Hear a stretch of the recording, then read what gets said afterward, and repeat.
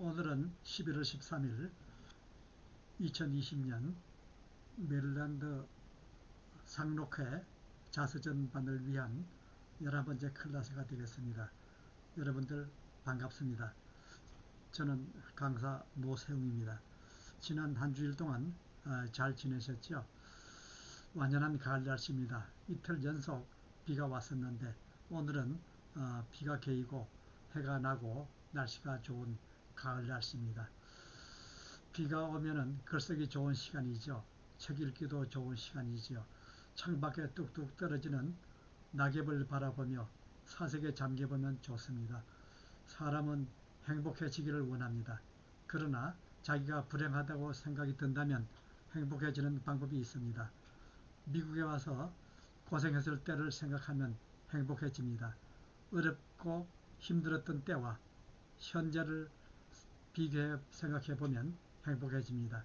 왜냐하면 사람은 자기의 고생했을 때, 어려웠을 때를 생각하면 그때보다는 지금이 더 좋으니까 행복해진다고 합니다. 여유가 있어서 책을 읽거나 글을 쓰면 행복해집니다. 오늘 말씀드릴 것은 토픽은 버킷리스트, 우리가 가장 원하는 거 리스트의 넘버원이 무엇인지 사람에 따라 다를 수 있지만은 그래도 한번 제 나름대로 생각을 해보겠습니다. 그 다음에 가장 즐거웠던 일, 그리고 가장 보람스러웠던 일, 그리고 취미생활과 여가선용, 이런 문제에 대해서 생각을 해보겠습니다.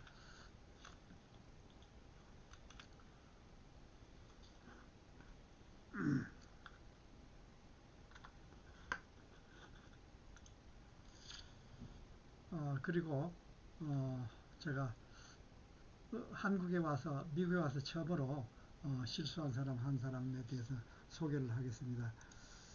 그 사람은 한국에서 미국에 와가지고 처음으로 회사에 취직이 됐습니다.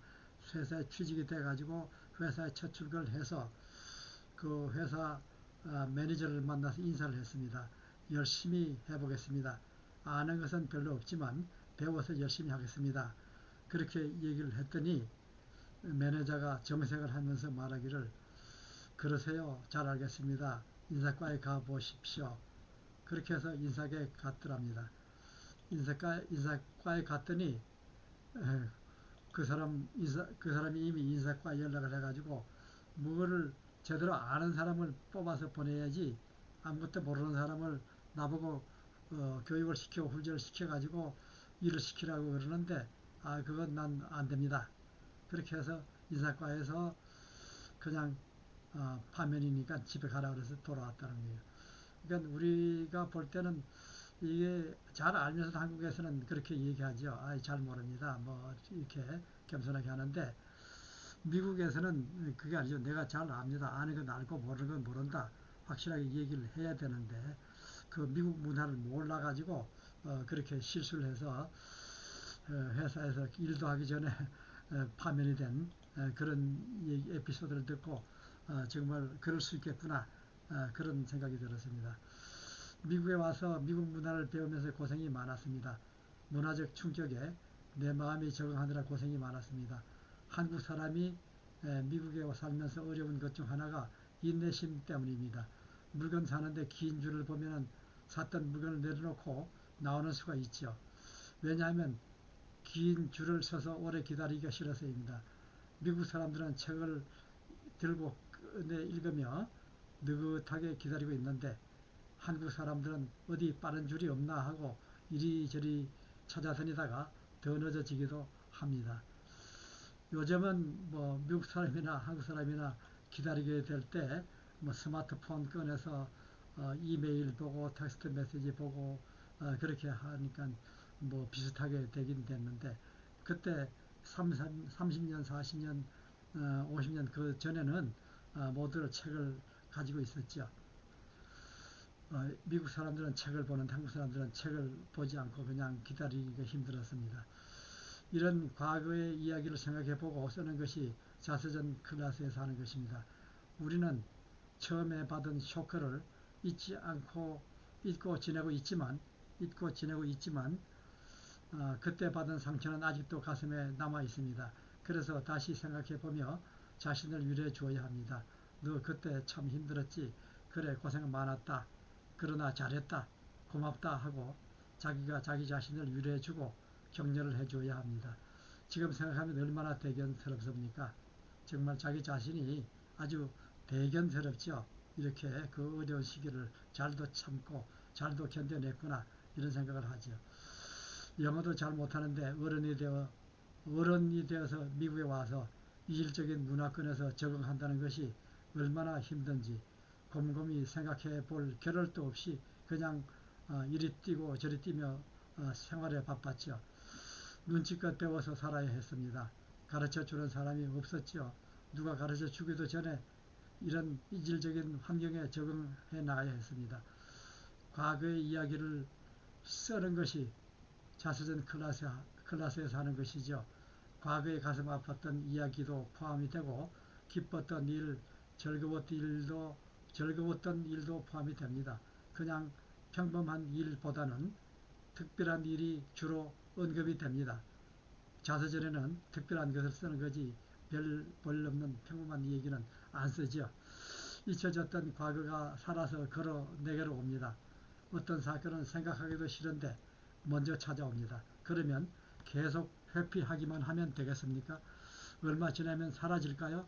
아니죠. 더 자주 찾아오죠. 미운 사람도 있고 원망스러운 사람도 있지요. 그러면 자서전을 쓴다고 생각하는 것도 좋지만 그 사건을 제목으로 하여 글을 한 편 쓰면 됩니다. 자서전이라고 생각하지 말고 그 사건에 대해서 기록을 하고 다시 읽고 또 왜 그런 사건이 내게 일어났나 생각해 보면 좋을 것입니다. 그렇게 생각을 곰곰이 해보면은 그 사건이 이해가 되고 또 상대방을 용서를 할 수 있고 또 힐링이 됩니다. 힐링이 됩니다. 외상 그러나 피부에 난 외상 그런 상처는 작은 상처는 그냥 가만두어도 아물게 되는데 큰 상처가 났을 때는 그냥 두면 안 되죠. 우리가 병원으로 바로 달려가서 의사가 치료해 줘야죠.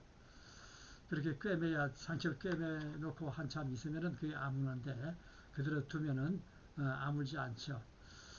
그러나 마음의 상처는 어떻게 합니까? 그냥 치료하지 않고 방치하는데 그래가지고는 나중에 그 상처가 절대로 낫지가 않습니다. 그래서 그 상처를 그대로 두면은 나중에 더 크게 문제가 발생해 가지고 정신 이상이 되기도 하고 소위 말하는 한국 사람에서 저 사람 정신이 돌았다고 하는 그런 경지까지 갈 수가 있습니다. 그래서 혼자 끙끙 앓다가 큰 문제가 발생하기 전에 그것을 치료를 해야 되는데 의사한테 가기 싫으면 자기 자신이 치료하는 방법이 있습니다. 그것이 결국은 자서전 쓰면서 힐링하는 것이라고 생각합니다. 근데 혼자 상처 치료하는 게 힘들지요. 그러나 어떤 식으로든 치료를 해야 됩니다. 요즘 치료하는 방법이 뭐 음악으로 치료를 한다. 음악으로 치료하는 방법이 있고 또 그 다음에 그림으로 힐링한다고 하기도 합니다. 그림.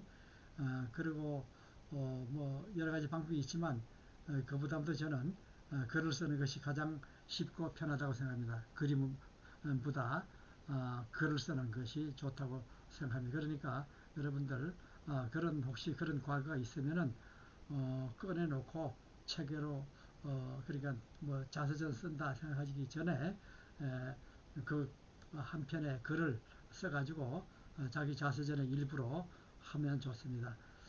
열등감, 컴플렉스, 트라우마 이런 거를 어떻게 다루느냐. 그런데 그런 거를 생각하기 싫다고 방치하면 안 되죠. 그러다 보면 이해하기 어려운 행동을 하게 됩니다. 내가 갖고 있는 능력을 다른 사람에게는 없을 수가 있습니다. 그래서 열등감을 가질 필요가 없습니다. 내가 잘하는 것도 있고 못하는 것도 있고 상대방이 잘하는 것도 있고 내가 못하는 것도 있고 내가 잘하는 것도 있고 상대방이 못하는 것도 있고 있으니까 그렇게 열등감 가질 필요가 없고요. 자기 잘하는 것을 하면 됩니다. 자기 좋아하는 것을 하면 됩니다. 그리고 가진 것에 감사해야 합니다. 자기 가진 것에 감사해야죠. 오프라 윈프리가 어렸을 때 성폭행을 당한 과거가 있지만 여러 사람에게 사랑받는 이유는 그가 솔직하게 고백하는 용기가 있었기 때문입니다. 우리들도 그렇게 고백을 하면은 용기를 내서 고백을 하면은 그것이 치유가 되고 힐링이 됩니다. 지난주에는 미국 도착한 후에 가장 중요한 일에 대해서 글을 써보자고 그렇게 얘기했는데 다 잘 하시고 계시리라고 믿습니다. 미국과 한국은 많은 점에서 차이가 납니다. 동양과 서양은 다른 점이 많죠. 첫째, 밤과 낮이 다르죠. 밤낮이 다릅니다. 한국의 밤일 때 여긴 낮이고 여기 낮일 때 한국이 밤이고 그리고 또 쇼핑을 가면 거스름 돈을 줄 때에 여기는 어떻게 합니까? 예를 들어서 1불 11절이면 1전 하나 주고 그 다음에 10전 하나 주고 그 다음에 1불짜리 하나 주고 그러죠. 그러나 한국에서는 큰 돈부터 주죠. 큰 돈부터 주고 뭐 1센트 같은 거는 무시하고 말고 그러는데 미국에서는 절대로 1센트 무시하지 않죠. 그런데 미국식은 나중에 보면은 후환이 없습니다. 아무 후환이 없고요. 그 다음에 또 계약서를 쓰고 영수증을 쓰고 그렇게 해서 견적을 내고 또 설명을 잘해주고 그렇게 해서 어, 문제를 후환이 없도록 하기 때문에 모든 것이 미국식이 참 좋다고 생각합니다. 그리고 미국식은 계약서를 쓰고 사인을 한 후에 일을 하니까 나중에 다툼도 없어지죠. 여기에는 미국에는 힘센 사람이나 큰 소리 치는 사람이 이익을 보는 사회가 아니죠. 답답하기는 해도 선진 사회가 되면 이렇게 되는 것 같습니다. 그러나 미국이 옛날에도 이렇지는 않았죠. 미국의 옛날에 영화를 보면은 총을 잘 쏘고 힘이 센 사람들이 얼마나 큰 행세를 했습니까? 그런데 지금은 그런 일이 다 없어졌으니까는 참 좋습니다. 우리 같이 힘이 없는 사람들도 여기서 잘 살 수가 있습니다. 그리고 이번 주에는 그렇게 힘들고 나틀고 물스런 이질적인 문화 속에서 정착한 후에 기분 좋았던 일도 생각해 보고 쓰기로 하면 좋겠습니다. 가장 기뻤던 일은 무엇인가요? 사람에 따라 다를 수 있지요. 어떤 분은 취직을 했는데 직장에서 진급도 되고 보수도 충분히 받게 되어 기쁠 수 있죠. 또 어떤 분은 사업을 스몰 비즈니스를 시작했는데 잘 되면 얼마나 기분이 좋습니까? 걱정을 많이 했을수록 잘 됐을 때 기분이 더 좋죠. 리스크가 많은 일을 했을 때일수록 잘 되면 기분이 좋죠. 그래서 도전에 성공하면 기분이 좋고 미국 직장에서 인정을 받고 승진하면 기분이 좋은데요. 그 외에도 아이들이 학교에서 공부를 잘해서 상장을 받아오고 또 학생 대표로 학교에서 연설을 하고 원하는 대학에 진학을 하고 또 원하는 직업을 갖게 되고 또 배우자를 잘 만나서 결혼하고 이런 것이 다 기쁜 일이죠. 즐거운 일이죠. 그리고 또 시간을 내서 여행을 가면은 얼마나 또 기분이 좋습니까? 도저히 떠날 수 없다고 생각을 했는데 그 전에 그 스몰 비즈니스 할 때 또 직장에서 여행이라는 것은 생각도 하지 못하고 있었는데 어떻게 처음에는 부득이한 사정으로 여행을 가게 되죠. 뭐 한국에서 부모님이 돌아가셨다든가 무슨 큰 일이 있어서 꼭 가야 될 경우에 할 수 없이 갔다가 오면은 그 별일 없이 또 넘어가죠. 그러니까 우리가 시간을 내서 가면은 좋지요. 휴가를 내서 또 갈 수도 있고 그렇습니다. 그런데 우리들은 여기 있는 사람들이 휴가를 가는 거 보면은 어떻게 뭐 별일 아닌데 괜히 가서 놀고 와 이렇게 생각하는데 그런데 나중에 지나가 보면은 그렇지 않죠. 휴가를 다녀오는 것이 우리가 일을 더 잘할 수 있고 또 건강을 또 더 잘 챙길 수도 있고 또한 우리가 일을 더 잘 할 수도 있다고 믿습니다. 지금 그래서 저는 요즘 젊은 사람들 보고 1년에 한두 번씩 휴가를 가고 여행을 하라고 권하고 있습니다. 이번에 지금 이 강의를 듣는 분들 꼭 자서전 쓰기 바랍니다. 자서전 쓴다고 생각하기 전에 글을 한 편씩 일주일에 한 편을 쓰든가 아니면 며칠에 한 편씩 쓰는 걸로 생각을 하시고, 또 저녁에 자기 전에는 잠자리 들기 전에는 꼭 일기를 쓰는 것을 습관으로 들이면 좋을 것 같습니다. 어, 일기 쓰는 것은 어, 정말 도움이 됩니다. 그리고 자서전을 쓰면은 힐링이 되고 진정한 자신을 찾아가는 과정이 됩니다. 진정한 나는 누구인가 하는 것을, 정체성을 찾게 되고, 그렇게 해서 내가 잘할 수 있는 일, 내가 못하는 일, 이런 것을 또 구별할 수가 있고요. 또 그렇게 해서 성공할 수가 있습니다.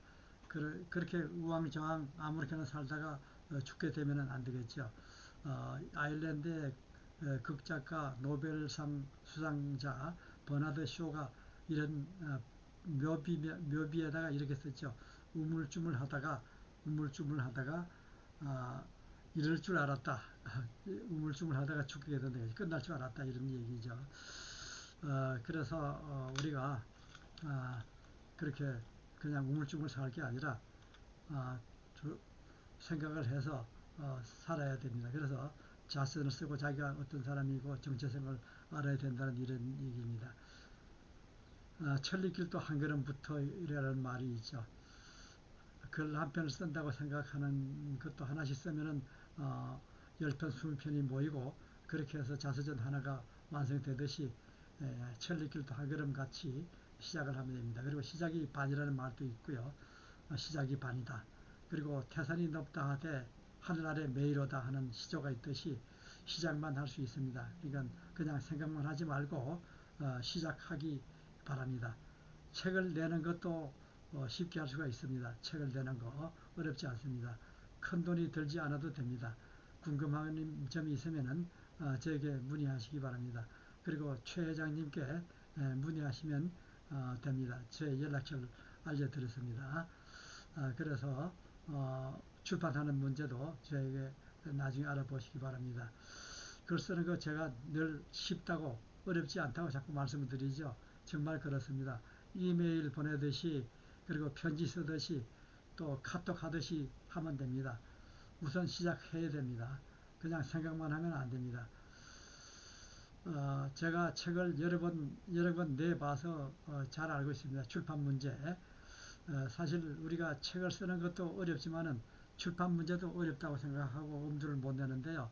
출판하는 거 아주 쉬워요. 아주 쉽습니다. 제가 책을 여러 번 내봤는데 뭐 쉽습니다. 아마존에서 내는 것도 있고 기타 다른 출판사에서도 내는 게 있는데 아마존에서 하는 게 제일 저렴합니다. 그리고 출판을 일단 하고 나서 소량이라도 출판을 또 가능하고요. 하고 나서 출판하고 나서 나중에 소량이라도 다시 또 추가로 더 책을 몇 권 더 오더할 수도 있고, 그래서 참 좋습니다. 흑백이나 칼라 모두 가능합니다. 흑백이나 칼라.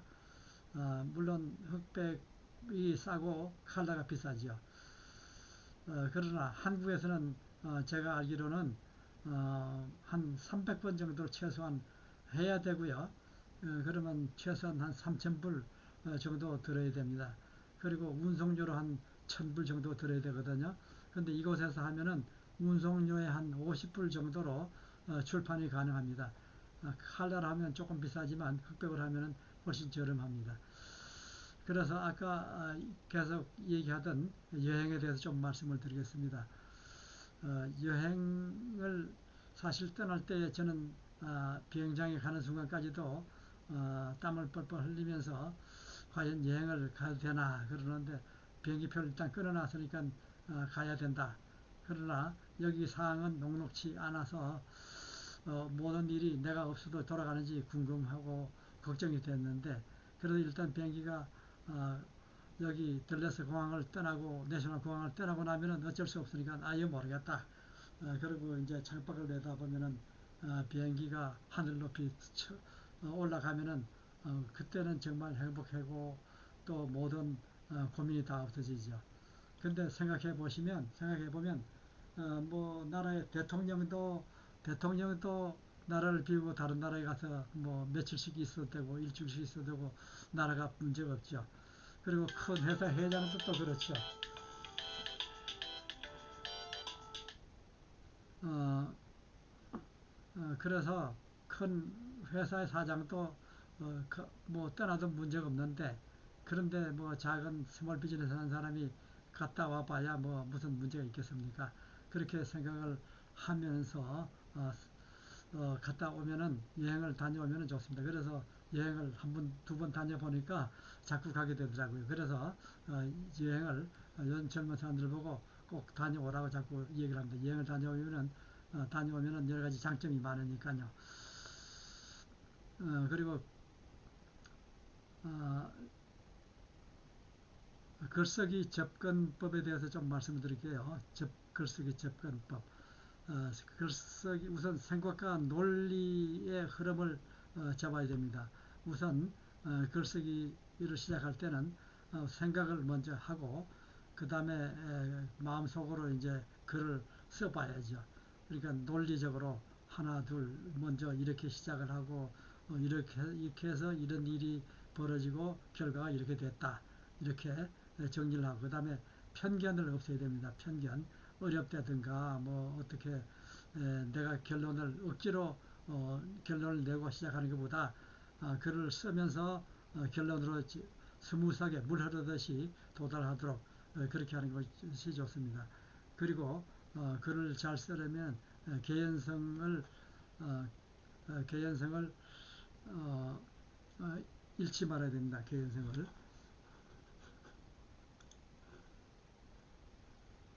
개연성을 또 너무 높이질 필요도 없고요. 그렇게 하고 그 다음에 글쓰기는 연결하기입니다. 연결을 앞 문장과 뒷 문장을 연결을 잘 해야 됩니다. 그리고 제가 얼마 전에 정신과 전문의 강 박사를 만나서 물어봤습니다. 좋은 책이 있으면 추천 좀 해달라고요. 그랬더니 Your Life as Story, 그러니까 당신 자서전인데 그냥 나열하는 것보다 스토리식으로 이야기식으로 써야 좋다 이런 거를 하나 빌려줬는데 그 책을 쓴 저자는 트리스타인 레이너가 쓴 겁니다. 그 책에 보고 정말 저는 많은 것을 배웠습니다. 그 책에서는 또 새로운 자서전의 의미 발견, 새로운 자서전의 의미 발견 이런 일을 이렇게 또 쓰고 있고 제가 왜 이 책을 좋아하냐면은 메릴랜드 상록에서 그냥 자서전이라고 하지 말고 힐링 자서전 강의를 해달라고 했기 때문에 이 책을 자서전 쓰면은 힐링이 된다 이런 얘기를 그 책에서 많이 하고 있습니다. 그리고 제가 시 하나 소개하겠습니다. 시바다 도요가 쓴 시인데요. 일본 그 할머니, 100세 된 할머니가 늦게 배워서 쓴 시, 보면은 참 쉽고도 이해가 되는 그런 시를 썼어요. 엄마가 혹시라도 노망들까 걱정하지 마. 오늘은 일요일이지. 너는 괜히치 상냥하고 성급한 내 하나뿐인 아들, 상냥하고 성급한 내 하나뿐인 아들. 아직까지는 기억한단다. 자, 가봐. 어서. 넌 내 할 일을 하렴. 이렇게 아주 뭐 얼마나 간단하고 쉬운 시인데 또 내용은 얼마나 또 좋습니까? 어, 아들이 아들이 엄마를 와가 이제 병문안 와가지고 일요일이라고 그래서 옆에 있는데 자꾸 있으니까 내가 아들이 또 할 일도 많을 테는데 얼른 가봐라. 나는 아직 노망 들지 않았다. 노망 들까봐 걱정할 필요도 없다. 이제 이런 얘기죠. 시라는 게 글이라는 게 이렇습니다. 쉽습니다. 그리고 자서전을 완료하거나 시도하는 중에 인생의 길을 묵상하면 암호와 같은 과거가 정리가 되면서 지혜를 얻을 수 있다고 합니다. 아까 얘기했던 그 스토리 자서전 이야기 자서전에 대해서 그렇게 얘기하고 있어요. 자서전 과정의 첫 번째 시작은 일종의 치료법입니다. 시작하면 치료가 된다고 그럽니다. 치료는 치유과학으로, 자서전은 문학 형식으로 보이지만, 예를 들어 전통적인 프렌다인 분석에서 심리치료와 개인 내러티브 회복력 사이에는 항상 밀접한 관련이 있습니다. 치료 이야기를 좀 더 하면은 심리학자 프로이드는 환자가 의미 있는 내부나 외부 사건의 드라마에서 자신을 중심 배우로 이해했을 때 그의 치료가 이루어졌다고 주장하고 있습니다. 그러니까 세상을 자기가 조연같이 아무것도 아닌 같이 작게 생각하지 말고 내가 중심 배우다, 내가 주연 배우다. 그렇죠. 내 인생에서는 내가 주연 배우니까요. 그렇게 생각하면은 이미 치료가 이루어졌다고 얘기할 수 있다, 이런 얘기죠. 그리고 프로이드 전에 세인트 어거스틴은 또 이런 말을 했어요. 16세기인데요. 자서전을 쓰는 자신의 마음을 힐링하기 위해서 자서전을 쓴다. 자신이 자신에게 자신의 이야기를 하면서 힐링이 된다는 것입니다. 그러니까 자서전을 쓰면은 힐링이 된다는 겁니다. 그리고 자서전을 쓰면은 하나님이 힐링을, 또 천사가 힐링을 해준다고 그렇게 믿습니다. 저도 옛날에도 그렇게 했다고 하는데 저도 지금도 그렇게 효과가 있었다고 생각합니다. 쓰면은 하나님이 도와주고 또 천사가 도와준다고 생각합니다. 인생의 연속적인 사건을 되돌아봅니다. 자서전을 쓰면은 과거를, 연속적인 사건을, 단편적인 사건을 되돌아보면서 우리가 어떻게 살았구나 하는 것을 알게 됩니다.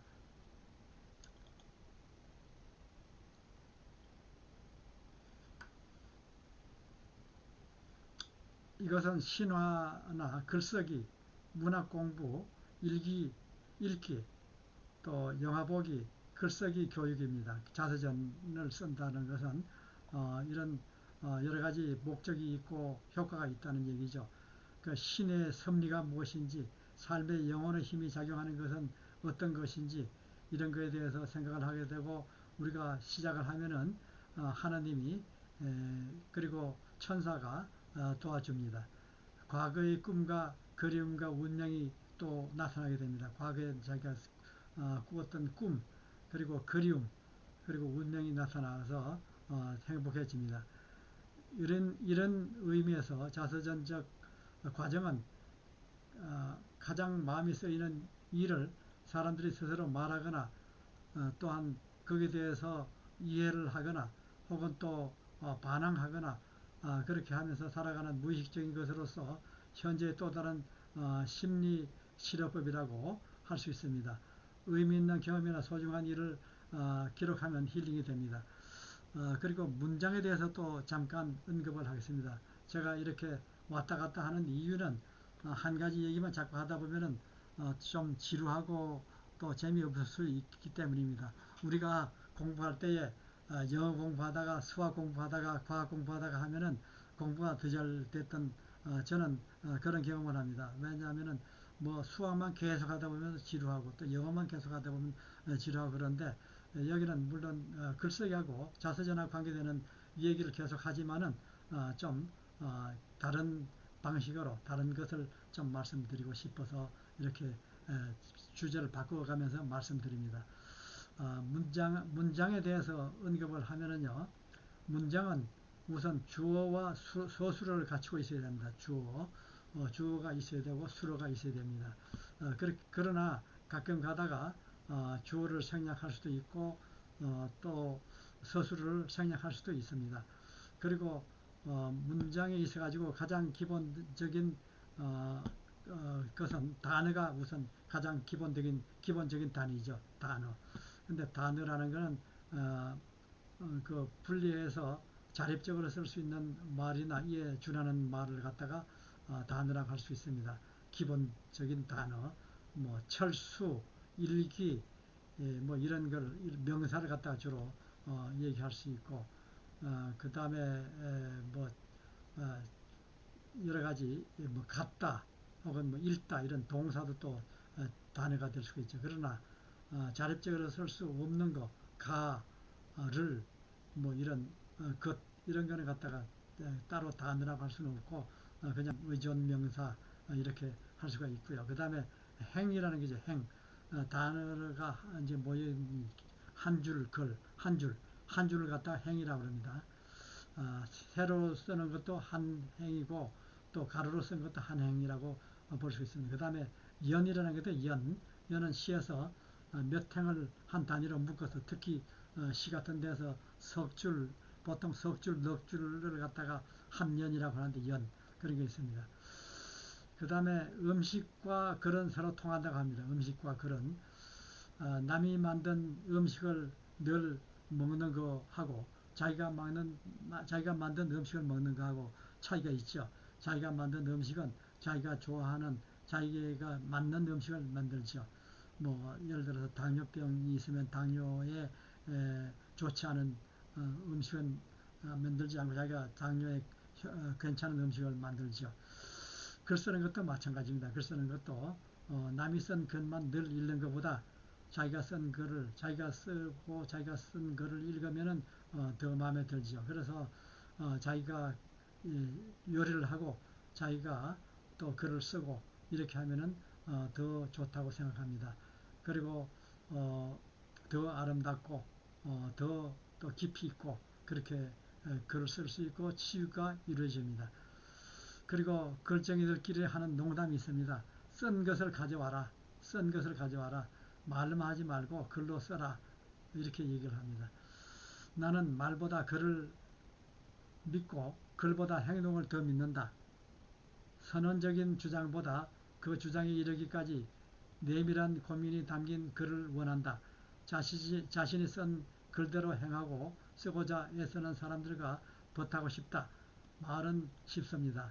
말로 풀 때는 청산유수로 되지만 그러나 어, 그러나 그러나 글로 쓰라 그러면은 어려워합니다. 생각은 말로 어, 생각은 말로 되지만은 말은 글로 써야 정리가 되고 일목요연하게 되는데 결코 쉽지는 않습니다. 쉽다 그러지만은 쉽지는 않은데 자꾸 글을 쓰고 또 퇴고를 하고 수정을 하다 보면은 언젠가 잘 쓰게 됩니다. 그러니까 늘 일기를 쓰고 하는 것이 좋습니다. 그리고 우리가 뭐 약속을 했을 때도 나이 든 사람들은 그냥 그냥 그 뭐 말로만 할 게 아니고 그 카톡이나 혹은 또 텍스트 메시지로 몇월 며칠 날 어디에서 만나자 이렇게 다시 확인해 놓으면은 나중에 잘못되는 일이 없죠.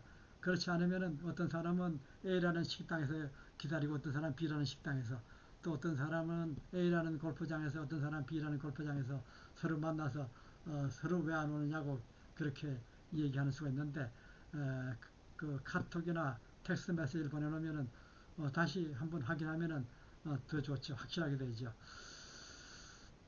그리고 또 C.S. 루이스가 이런 얘기를 했어요. 글을 잘 쓰려면 맛있다라고 쓰지 말고 맛있는 음식인데 맛있다 이렇게 얘기하는 것보다 맛있는 소리가 독자가 그 참 맛있구나 이렇게 절로 나오게 하라 이런 얘기죠. 그러니까 어째서 뭐 이게 뭐 감칠맛이 나고 뭐 말랑말랑하고 뭐 어떻게 입에서 뭐 설설 녹는다 뭐 이런 식으로 그런 뭐 얘기를 해서 맛있는 거를 표현해야지 묘사해야지 그냥 맛있다 이렇게 하면은 안 좋다 이거죠. 그리고 뭐 두려운 근사한 끔찍한 정교한 이런 단어를 자꾸 쓰면은 독자들에게 내가 할 일을 독자가 대신 좀 해주세요. 독자가 해주십시오. 이렇게 얘기하는 건 다른 거 없다 그럽니다. 그러니까 그렇게 하시고 그 다음에 또 글쓰기는 연결하기다. 또 제가 좀 오늘 소개해 드릴 게 빌리 그레햄 자서전도 있고 또 벤자민 프랭클린 자서전이 있는데 왜냐하면 남의 자서전을 많이 읽어보면은 내가 자서전을 잘 쓸 수 있거든요. 그래서 자서전을 많이 읽기를 제가 권합니다.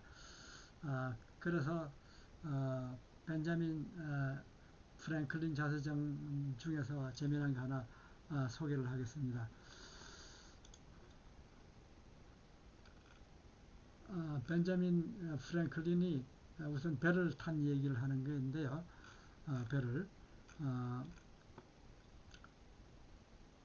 내가 탄 우편선 선장은 출항 전에 자기 배가 엄청 빠르다고 자랑을 늘어놓았다. 그러나 정작 바다로 나가보니 도철 96장이나 96장이나 펼쳤음에도 불구하고 불쌍하리만치 느릿느릿 바다로 나아가는 것이었다.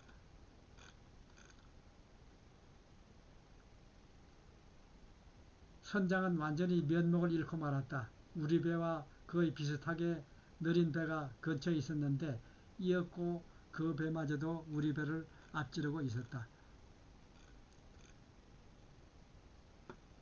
선장은 원인이 무엇인지 여러모로 생각해 보았고 마침내 모든 선원들에게 배 뒤쪽으로 모여서 가급적 깃대와 가까운 곳에 서 있도록 명령했다. 배에는 승객을 포함해 40명쯤 타고 있었다.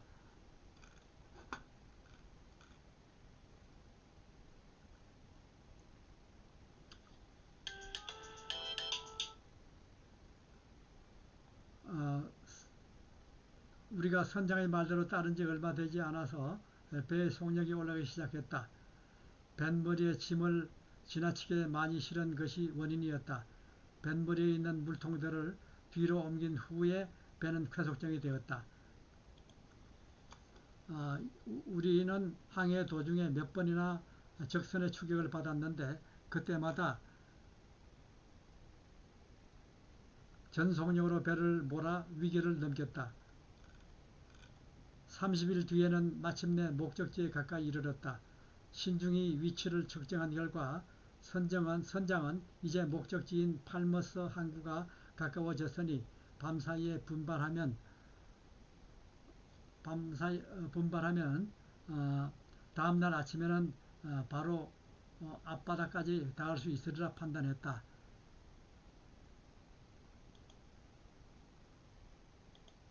또한 밤에 항해를 하면 영국 해협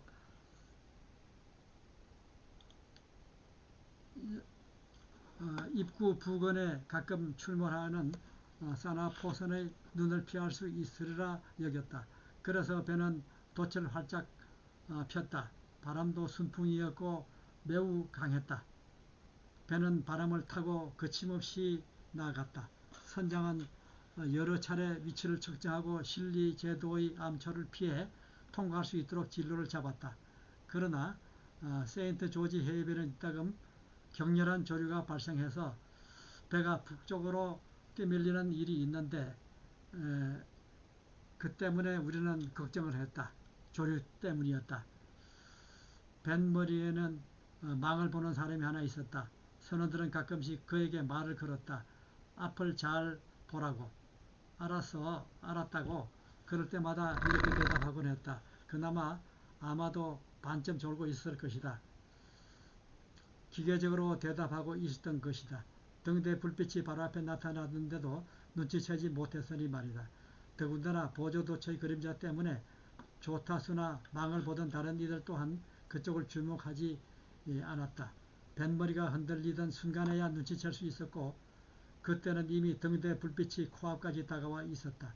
큰 소동이 벌어졌다. 내 눈에는 그 빛이 수레만큼 크게 보였다. 한밤중에 선장이 깊이 잠이 들어 있었다. 그러나 케네디 대령이 갑판으로 뛰어나와서 위험이 닥쳐온 것을 간파할 수 있었고 도천 그대로 놔둔 채 배를 바람이 부는 방향인 하류 쪽으로 돌리라고 명령했다. 돛도 바꿔야 되는데 바람 부는 방향으로 그렇지 않고 그냥 하류 쪽으로 그냥 그 핸들만 돌리라고 했죠.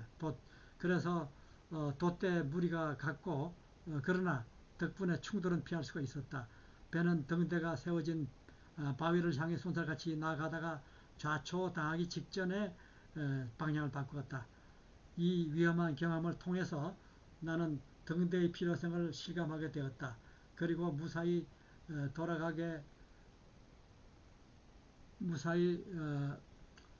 돌아가게 된다면 보다 많은 등대를 세우도록 힘써야겠다고 결심했다. 아침이 되어 수심을 재본 결과 배가 항구 근처까지 왔다는 사실을 알 수 있었다. 그러나 짙은 안개 때문에 육지가 보이지 않았다. 안개는 9시쯤 걷히기 시작했다. 마치 극장의 막이 올라가듯 서서히 수면에서 흩어져 사라져갔다. 그 밑에 팔마스시 항구의 정박한 배 주변에 있는 밭등이 모습을 드러냈다.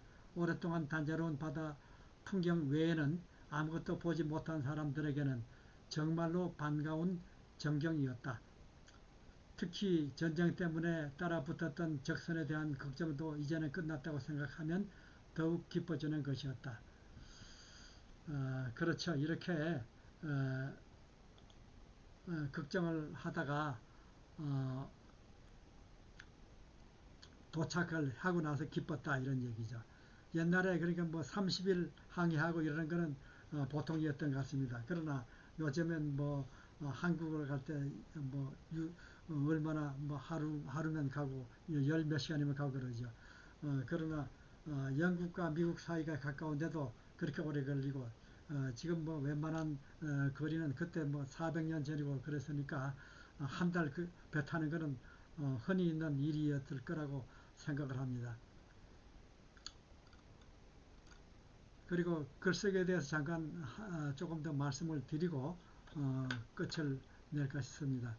글쓰기 어떻게 접근할 것인가. 글쓰기는 생각과 논리의 흐름이라고 아까 말씀을 드렸죠. 현상이나 사항을 설명하거나 생각, 느낌, 감정, 견해 등을 글이라는 매체로 논리적으로 전달하는 변환 작업이라고 그러니까 바꾸는 작업이라고 할 수 있습니다. 그 다음에 편견부터 없애야 됩니다. 구어체와 문어체가 뭐 똑같다 이렇게 생각하는 것보다 문어체는 또 다르다. 글 쓰는 체는 좀 말하는 거하고 조금 다릅니다. 그리고 말은 잘하지만 글을 못 쓰는 사람이 있는데 그것은 글쓰기를 많이 해보지 않아서 그렇고 그래서 글을 쓰는 그 차이점을 몰라서 그렇다고 생각합니다.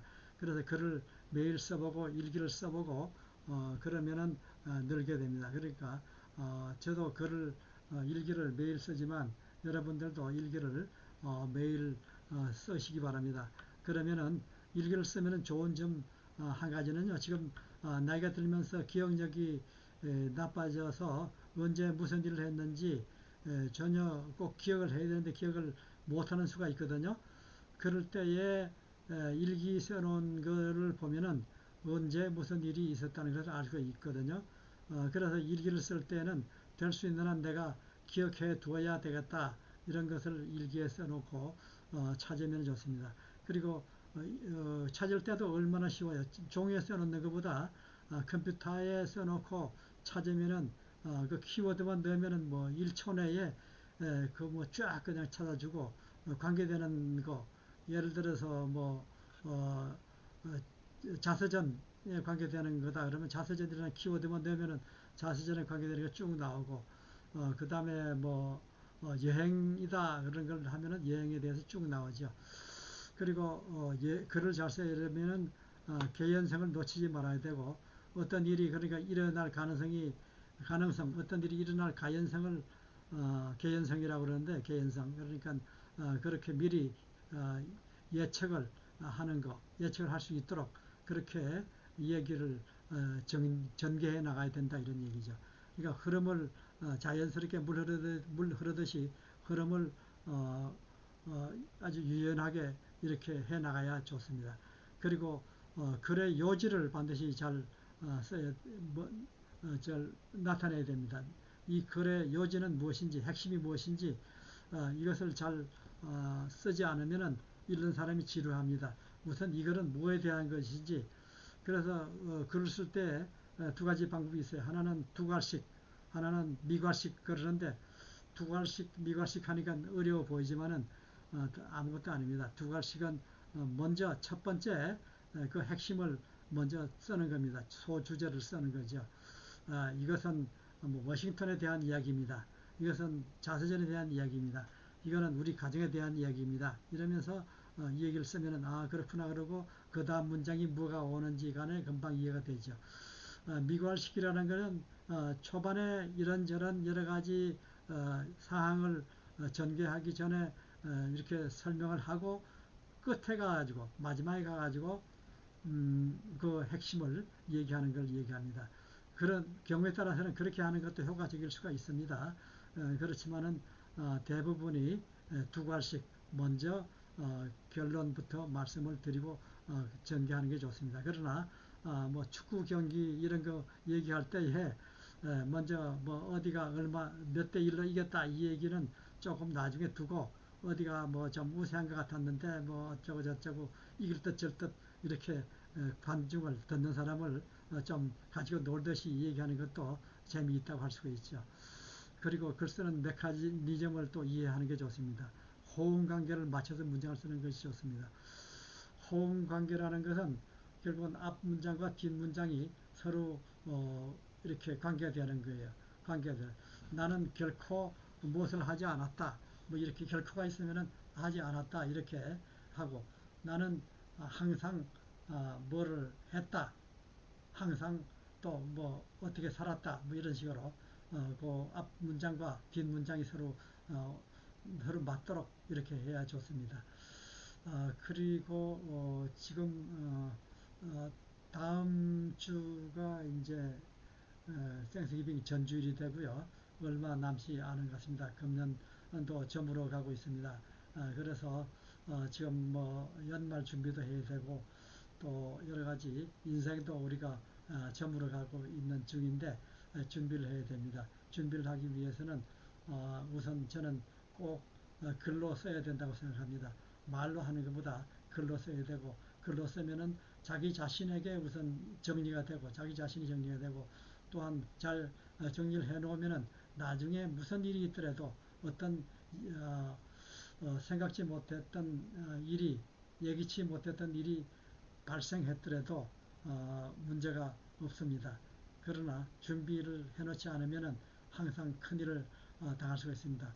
우리가 내일 일도 준비를 하고 모레 일도 걱정하고 준비하고 내년 일도 준비를 하고 또 뭐 1년 뒤에도 준비를 하고 10년 뒤에도 준비를 하고 글쎄 20년 뒤에도 준비를 하면 좋겠죠. 항상 뭐 언제 어떻게 될지 모르니까 준비를 하는 게 좋습니다. 그러기 위해서 항상 기록하고 일기를 쓰고 정리를 하는 것을 습관을 들이면 좋겠습니다. 특히 이번 자서전반에 참여하는 분들 늘 글을 쓰시기 바랍니다. 일기를 쓰시고 자서전을 쓰고 또한 무슨 일이든지 스토리를 생각하면서 앞뒤를 문장을 생각하면서 한 편씩 글을 쓰시기 바랍니다. 그리고 책도 꼭 내시길 바라고요.